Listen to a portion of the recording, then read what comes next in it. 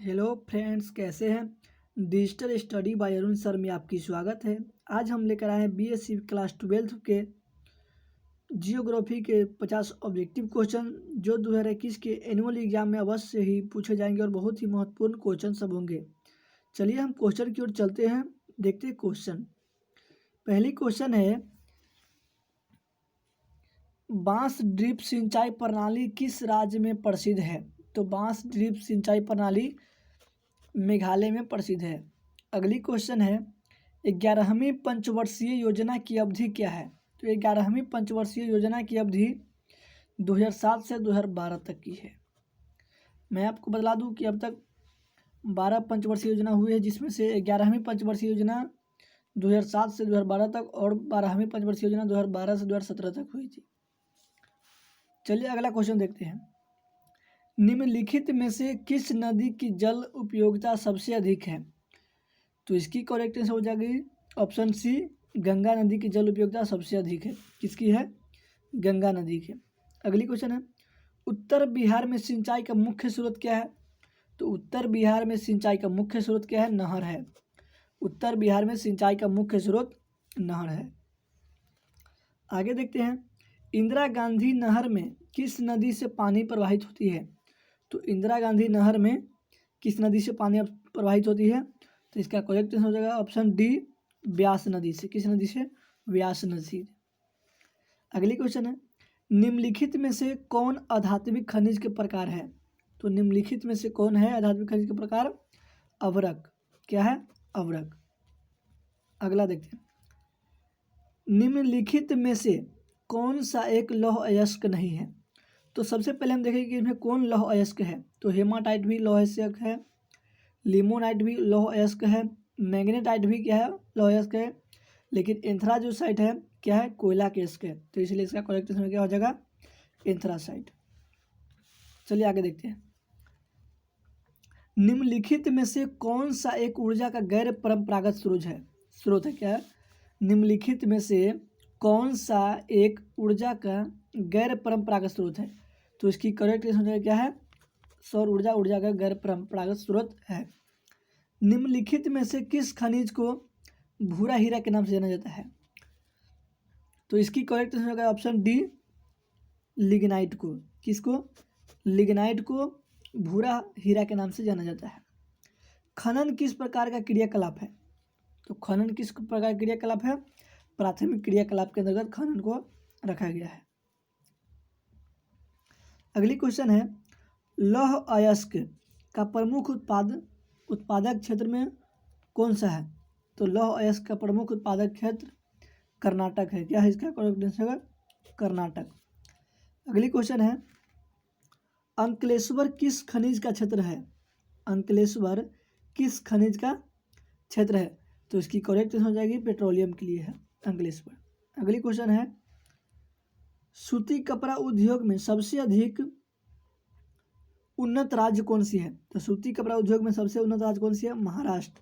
कौन सी है? महाराष्ट्र। अगला है,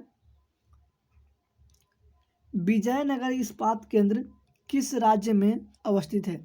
तो विजयनगर इस्पात केंद्र आपको बता दूं, इसका ऑप्शन होगा ऑप्शन ए, कर्नाटक। किस राज्य में है? कर्नाटक में है। चलिए अगले क्वेश्चन में चलते हैं। अगला है, किस नगर को दक्षिण भारत का मैनचेस्टर कहा जाता है। तो मैं आपको बता दूं, जो कोयम्बटूर है जिसे दक्षिण भारत का मैनचेस्टर कहा जाता है, और उत्तर भारत का मैनचेस्टर लखनऊ को कहा जाता है, सॉरी कानपुर को कहा जाता है। अगली क्वेश्चन है, योजना आयोग का गठन कब हुआ था। तो योजना आयोग का गठन 1950 में हुई थी। कब हुई थी? 1950 में। अगली क्वेश्चन है, निम्न व्यापार समूह में से भारत किसका एक सदस्य है। जो निम्न में व्यापार समूह है उनमें से भारत किसका सदस्य था। तो जो साफ्टा समूह है उसमें भारत उसका सदस्य था। अगली है, निम्नलिखित में से किस वर्ष में पहला रेडियो कार्यक्रम प्रसारित हुआ। तो इसकी करेक्ट आंसर हो जाएगी, मैं आपको बता दूं,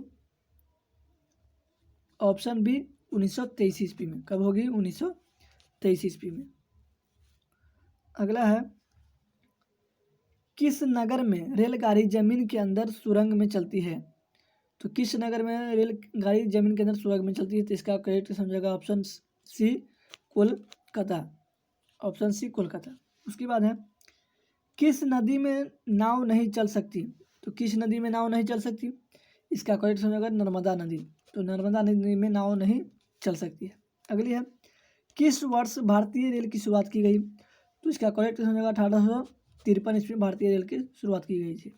अगली है नागर योजना किससे संबंधित है? तो नागर योजना सड़क से संबंधित है। किससे है? सड़क से संबंधित है नागर योजना। उसके बाद है पूर्व मध्य रेलवे का मुख्यालय कहाँ है? तो पूर्व मध्य रेलवे का मुख्यालय हाजीपुर में है। कहाँ है? हाजीपुर में। अगली क्वेश्चन है निम्नलिखित में से कौन सा भारत का सबसे लंबा राष्ट्रीय राजमार्ग है? तो मैं आपको बता दूं बहुत ही वीवीआई क्वेश्चन है जिसका करेक्ट हो जाएगा राष्ट्रीय राजमार्ग नंबर 7 NH7, जिसको NH7 के नाम से जानते हैं। अगली है किस वर्ष भारत को इंटरनेट की सुविधा प्राप्त हुई थी? तो मैं आपको बता दूं भारत को इंटरनेट की सुविधा कब प्राप्त हुई थी?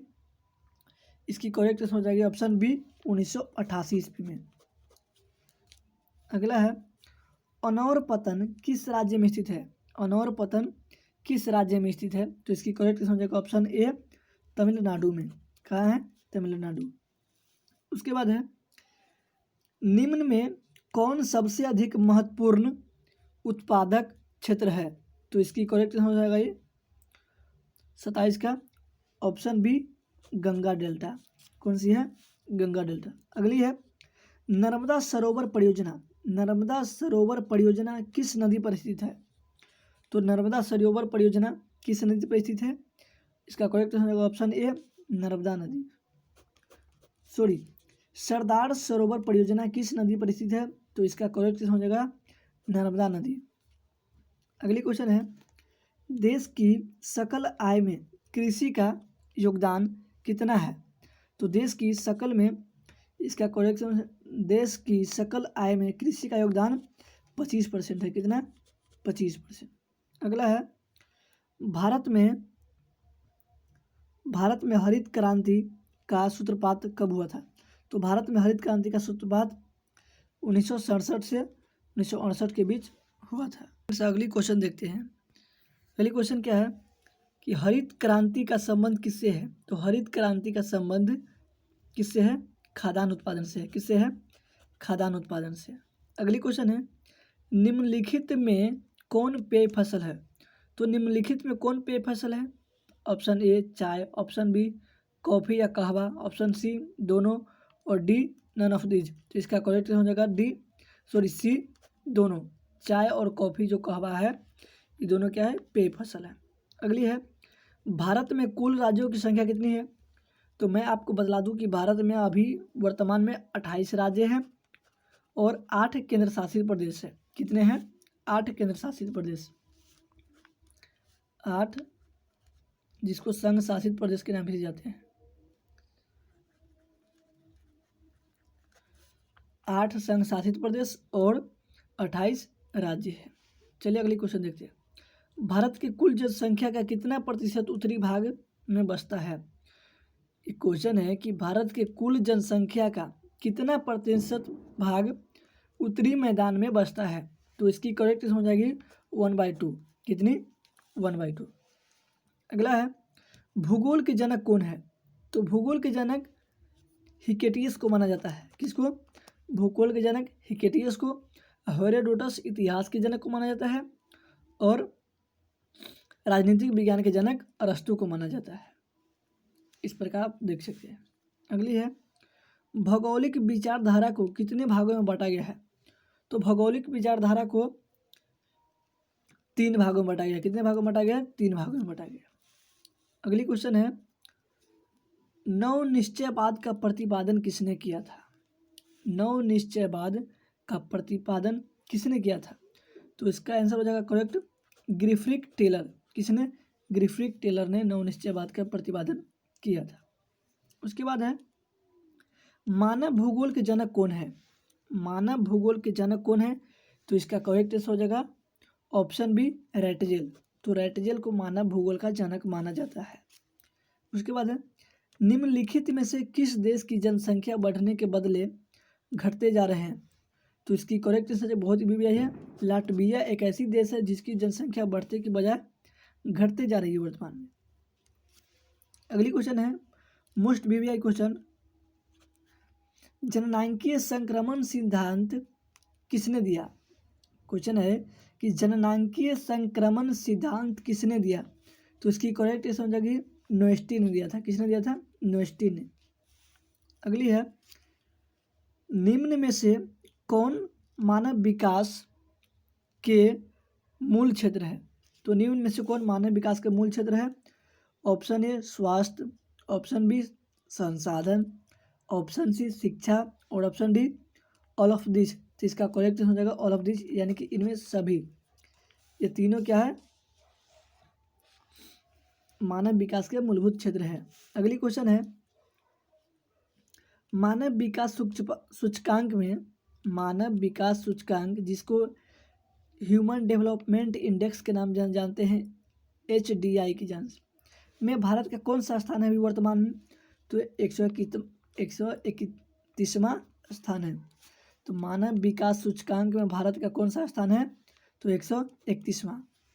अगली क्वेश्चन है ब्राज़ील के कॉफ़ी का बागान को क्या कहा जाता है? तो ब्राज़ील के कॉफ़ी को बागान को एजेंडा के नाम से जानते हैं। किस नाम से जानते हैं? एजेंडा के नाम से। रबर का सबसे बड़ा निर्यातक देश कौन सी है? तो रबर का सबसे बड़ा निर्यातक देश कौन सी है? निर्यातक मलेशिया। मलेशिया एक ऐसा देश है जो सबसे बड़ा रबर का निर्यातक देश माना जाता है। अगली है रसदार फसलों की कृषि संबंधित क्या है? तो रसदार फसलों की कृषि किस प्रदेश में किस फसल में की जाती है? तो इसकी करेक्ट आंसर है भूमध्य सागरीय कृषि से। किससे? भूमध्य सागरीय कृषि से। अगली है चॉकलेट में कौन सा पदार्थ उपयोग होता है? तो चॉकलेट में कोको नामक पदार्थ का उपयोग किया जाता है। चॉकलेट में कौन सा पदार्थ उपयोग किया जाता है? तो कोको। अगली क्वेश्चन देखते हैं फ्रेंड्स कि दो देशों के मध्य व्यापार करना क्या कहलाता है? तो दो देशों के मध्य व्यापार करना अंतर्राष्ट्रीय व्यापार कहलाता है। क्या कहलाता है? अंतर्राष्ट्रीय व्यापार। अगली क्वेश्चन है कि 2001 की जनसंख्या के अनुसार किस राज्य का जनघनत्व यानी जनसंख्या घनत्व सबसे अधिक है? तो बिहार राज्य की जनसंख्या घनत्व क्या थी? सबसे अधिक। अगली क्वेश्चन है 50 कि 2011 की जनगणना के अनुसार भारत का जनघनत्व या जनसंख्या घनत्व कितनी थी? तो 382 व्यक्ति पर वर्ग किलोमीटर, यानी कि 382 व्यक्ति प्रति वर्ग किलोमीटर थी। अगली क्वेश्चन है लास्ट क्वेश्चन कि वर्तमान में भारत के जनगणना आयुक्त कौन है? तो वर्तमान में भारत के जनगणना आयुक्त कौन है? C Chandramouli. Thanks friends, welcome to इस चैनल को। प्लीज़ अगर ये वीडियो आपको अच्छी लगे तो प्लीज़ एक लाइक ज़रूर करें और अपने दोस्तों के साथ शेयर करें दोस्तों।